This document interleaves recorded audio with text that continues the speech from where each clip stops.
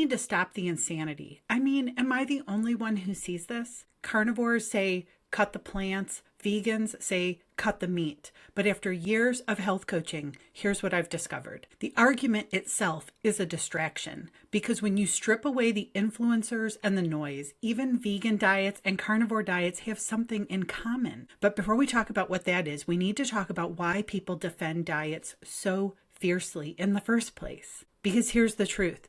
People don't teach what's universally true. They typically teach what has worked for them. And I'm guilty of this too. In my early years of coaching, I was vegetarian. Plant-based worked for me at the time. It was better than what I had been eating prior to that, so I felt better. I had more energy and my symptoms improved. So of course I believed I had found the answer and that somehow that diet was the best. And that's how diet identities are born. When something finally works for someone, it relieves pain, lifts brain fog, or weight comes off. It doesn't feel helpful, it feels true. And we attach meaning to it. And then we defend it, we teach it, and sometimes we build whole identities around it. And here's where everything changed for me. As I built my detox program organically over a number of years, putting pieces together methodically as a transformational experience, I got to witness so many clients transform their health without a uniform diet. We used a uniform process, but what resulted was not a uniform diet. I had clients thriving on meat and clients who felt well on plants and others that felt better removing plants. You see, I guided them through elimination and reintroduction. It's a process of removing foods and adding them back in and then listening. And something remarkable happens when you take the time to do that. Different people thrived on completely different foods. I need you to understand this. The diet that healed one client would make another client feel worse. And a food that someone swore by triggered symptoms in someone else. See, if there was a perfect diet, we'd all know it by now. The only reason for the debate is that there is no universal diet. What makes a good coach isn't telling someone what to eat. A good coach gives you something much more powerful, the ability to trust in your own body again. It seems we've become so book smart, so credential oriented, so conditioned to outsource authority that we forgot something essential. Your body gives you feedback constantly, but processed foods drowns out those signals. And diet wars replace curiosity with loyalty.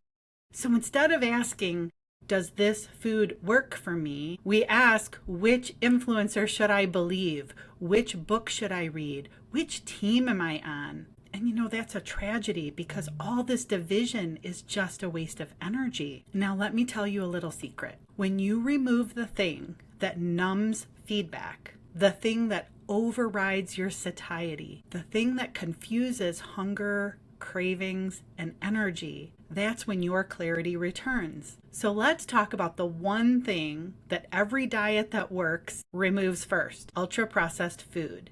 Across dozens of large studies, millions of people, the pattern is the same. Higher intake of ultra-processed food is linked to higher risk of heart disease, diabetes, anxiety, and early death. In a controlled feeding study at the National Institutes of Health, researchers gave people two diets, same calories, same amount of protein, fat, and carbs, one minimally processed and the other ultra-processed. On the ultra-processed diet, people ate about 500 more calories per day without trying to. They ate faster, they felt less full, and they gained weight. On the real food, though, they naturally ate less. They felt satisfied, lost weight, no willpower required. Same macros on paper, completely different outcome in the body. Your body doesn't read labels.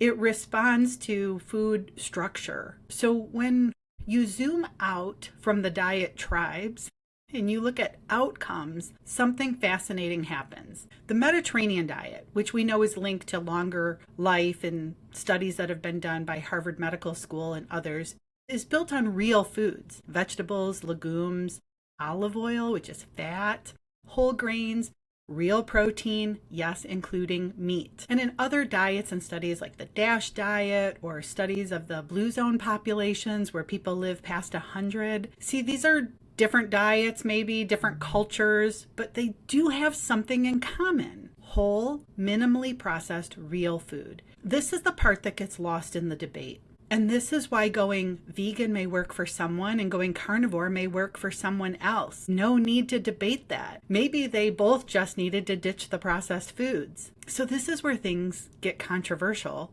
but freeing. In a well-designed twin study from Stanford Medicine, they compared vegan and omnivore diets. Both improved health markers when built from real food. On the other end, surveys of people eating carnivore diets showed improvements too when the meat was unprocessed. So we're not talking about lunch meat here. So it's not plants versus animals. It's real versus engineered. And once you see that, the argument collapses. So here's the other truth that all diet conversations miss, and that's bio-individuality. In a landmark microbiome study, 800 people ate the same meal and had completely different blood sugar responses. Even identical twins share only about a third of the same gut bacteria, which explains why one person thrives on more carbs, another feels better with more fat, and someone else needs more protein. This is biology. The foundation is universal. The ratios are personal. So why does the fighting continue? Why are we so divided? I guess it's because extremes perform well online, or outrage captures attention. Certainty seems to garner more clicks, but the context gets buried. But real families don't need more division or time wasted on this nonsense. We need to cut through the noise and clearly answer, what should I make for dinner that actually helps my family? And that answer doesn't require choosing a team. Here's what I actually recommend without any dogma. Remove the ultra-processed foods. This is the highest impact move for everyone. Build a real food base. Protein, fat, fiber, vegetables, whole grains, legumes. And then adjust to your body. Watch your mood, your satiety. You can run labs if you want insight, or work with a coach for clarity. That's all. You don't need to pick a team. You don't have to declare your type of diet.